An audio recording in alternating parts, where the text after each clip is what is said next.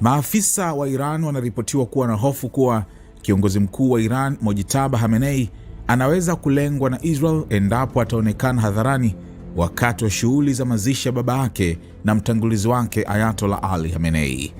Kwa mujibu wa The New York Times, bado haijafahamika kama Mojtaba Khamenei atahudhuria sehemu yoyote ya mazishi hayo yanayoendelea kwa siku kadhaa.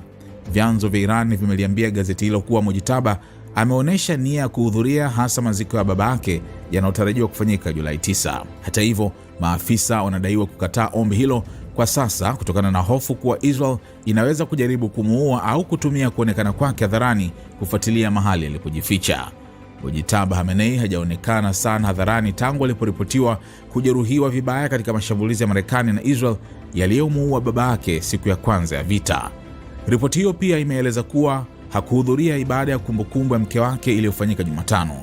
Mke wake aliuawa katika mashambulizi hayo pamoja na mtoto wao wa kiume mwenye umri wa ujana na ndugu wengine wa familia. Kutokuwepo kwake hadharani kumezidisha maswali kuhusu kama kweli amekuwa akiongoza Iran tangu alipochukua nafasi ya kiongozi mkuu.